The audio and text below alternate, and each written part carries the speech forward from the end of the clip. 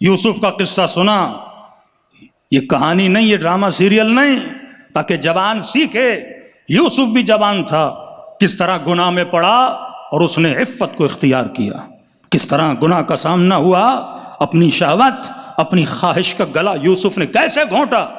اس قصے سے عبرت لینی، کربلا مقام عبرت ہے۔ دوسرا فائدہ وَجَاءَكَ فِي هَذِهِ الْحَقِّ، اور یہ قصے سنانے میں پتہ چلتا ہے کہ کون حق پر ہے کون باطل پر ہے۔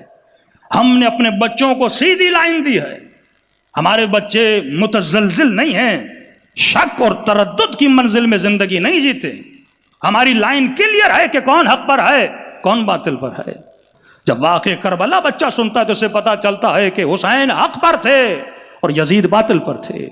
جب صفین سناتے ہیں تو دنیا جان لیتی ہے کہ علی حق پر تھے اور علی کے مقابلے میں آنے والا باطل پر تھا۔ ایک حق اور باطل کی پہچان کہ یزید کیا تھا، حسین کیا تھے، فرعون کیا تھا، نمرود کیا تھے، ابراہیم اور نمرود کا فرق کیا تھا، تاکہ دنیا کو پتا چلے حق پہ چلنے والوں کا معیار کیا ہے اور باطل پر چلنے والوں کا معیار کیا ہے۔ اور تیسری چیز وموعظہ، اے حبیب ہم سناتے ہیں تاکہ ان قصوں سے یہ لوگ نصیحت حاصل کریں۔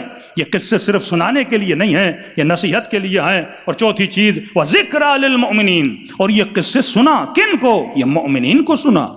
ذکر حسین عبادت ہے، ذکر علی ابن ابی طالب عبادت ہے، ذکر انبیاء عبادت ہے۔ ان قصوں کے سننے سے، اس ذکر کو سننے سے انسان کے وجود میں رحمت اور برکت نازل ہوتی ہے۔ تبھی رسول خدا ممبر پر گئے اور بلند ترین آواز میں کہا کہ لوگوں صدقہ دو، صدقہ دو۔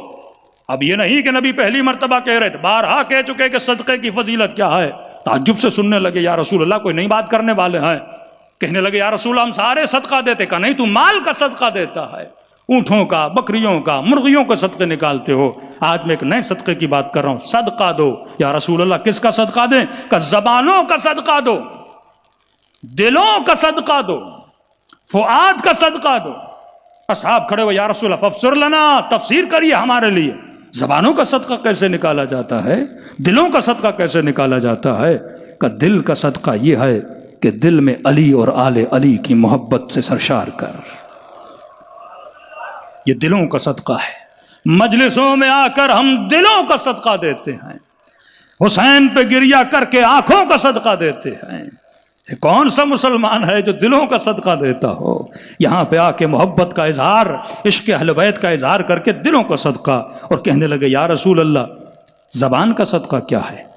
کہ زبان کا صدقہ یہ ہے کہ اپنی زبانوں سے مجھ پر اور میری آل پر کثرت سے صلوات بھیجا کرو۔ صلوات پڑھیں محمد وعلی